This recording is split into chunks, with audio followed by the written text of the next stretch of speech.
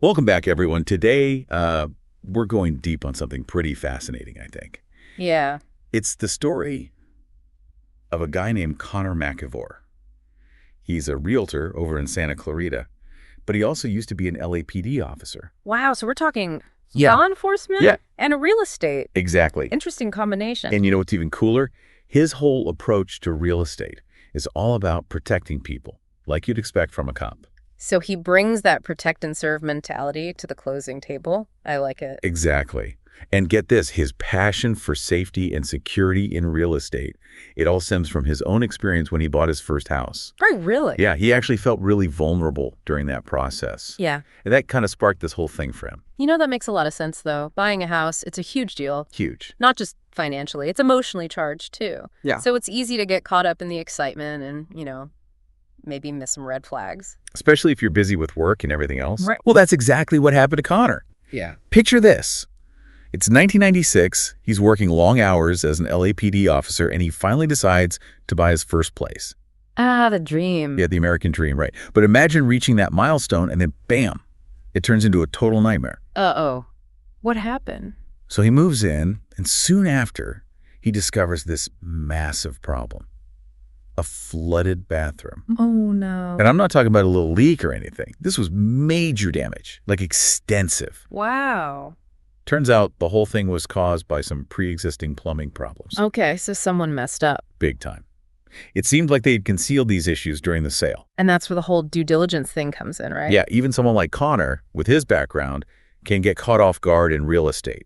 It shows you just how important it is to have a good agent who knows their stuff. Someone who understands all the details of inspections and disclosures. Yeah, someone you can trust to look out for you. Because can you imagine the feeling of betrayal Connor must have felt? Here he is, a police officer sworn to uphold the law, and he gets taken advantage of like that. That's got to be a huge blow, especially for someone in law enforcement. It really shook him up, made him question the whole process. Yeah, I bet. Trust and integrity are so important in that field. To have that kind of deception happen in a personal transaction, that's rough. And that's exactly what pushed him to get his real estate license. He wanted to make sure this wouldn't happen to other people. So he decided to, turn that negative experience into something positive? Exactly. He took that frustration and channeled it into a mission to serve others. That's amazing. I mean, it would be easy to just get angry and walk away. But he turned it into a way to help people. And you can see how his law enforcement background plays into this. For him, it wasn't just about selling houses. It was about protecting people. Bringing that same sense of security and advocacy to real estate. You got it. Wow. Talk about turning lemons into lemonade. He took that protect and serve mentality from the streets of LA and applied it to the world of real estate. Now that is an inspiring story. It really speaks to what it means to be a true professional no matter what you do. It's about ethics. It's about caring about people. Absolutely. And you know what's interesting? It wasn't just about saving people from plumbing disasters. Right. Connor realized that people are just really vulnerable when they're buying a home. It's a big decision. Absolutely. So how did his experience as a cop actually help him in real estate, besides, being super careful with inspections? Well, think about the skills you need in both jobs. Okay. In law enforcement, you're always sizing up situations, looking for any little thing that seems off and trying to stay ahead of any trouble. Yeah, like anticipating threats. Exactly. And those skills, they come in handy in real estate too, Yeah. especially when it comes to protecting your clients. So he's got like a sixth sense from all those years on the force. You could say that. Okay, so give me an example. What would Connor notice that a regular realtor might miss? Okay, let's say you're checking out this amazing house. Okay. Great neighborhood, the listing photos look perfect, the price seems right, and you're ready to jump in, make an offer. Sounds good to me. But Connor, with his trained eye, he might pick up on things that others wouldn't even think about. Like what? Spill the tea. All right, imagine he sees something fishy in the seller's disclosures. Maybe they're being vague about past repairs, or they don't want to give you all the paperwork. Or let's say he's visiting the house a few times and he notices some strange stuff happening in the neighborhood. Oh, like suspicious activity. Right. Things that could be red flags about how safe the area really is. So it's not just about the house itself. He's looking at the whole picture, the whole environment. Exactly. He's thinking about his client's safety and well-being, not just their investment. It all goes back to that risk assessment stuff, something he learned on the job as a cop. It's like he's a detective scoping out a crime scene, but for houses. That's a good way to put it. He's analyzing the whole neighborhood, looking for potential problems. Wow, it's like having your own personal bodyguard and realtor all in one. Yeah.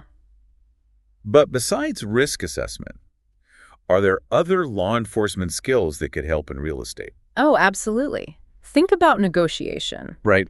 Cops deal with a lot of tense situations, trying to calm things down, get everyone on the same page. Finding that common ground. Yeah, and those skills are super important in real estate too, especially when you're in a tough market. So it's not just about being tough and aggressive during a negotiation. No, it's more about understanding people, figuring out what makes them tick, and then finding a solution that works for everyone. Like a win-win. Right. Connor can read people, get a sense of their motives. That helps him navigate those complicated negotiations and get the best outcome for his clients. He's not just trying to close a deal, he wants to make sure it's a good deal for everyone involved. That makes sense. Yeah. Buying or selling a house can get pretty emotional. Yeah. Having someone who can keep things calm and guide you through those conversations, that's got to be valuable. Oh, for sure. It all comes down to trust.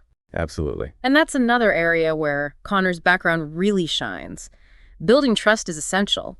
Whether you're a cop or a realtor, he understands that you need to be transparent, honest, and communicate clearly, especially when you're dealing with something as important as a real estate transaction. Yeah, it's all about that peace of mind, knowing someone's got your back, that they're not just in it for the commission. Exactly. And it kind of flips the script on how we usually think of real estate agents.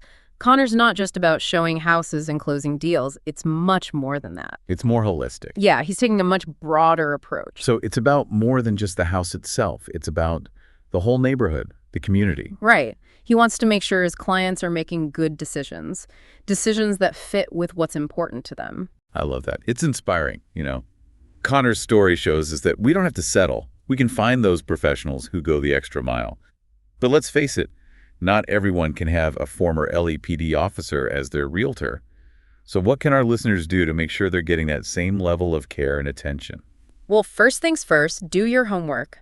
Don't just go with the first agent you find or the one with the fanciest website. Talk to a few different agents, get recommendations from people you trust. Read those online reviews. Yeah, look for those patterns. Like, what are people consistently saying about this agent?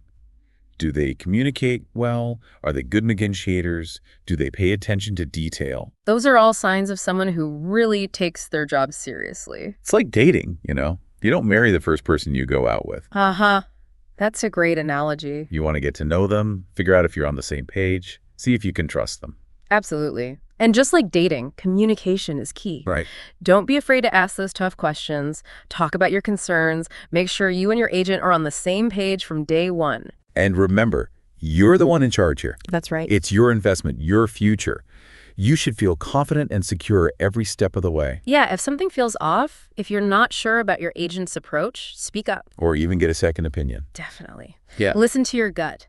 At the end of the day, finding the right house is important, but feeling safe and protected during the whole process, that's priceless. That's a great point.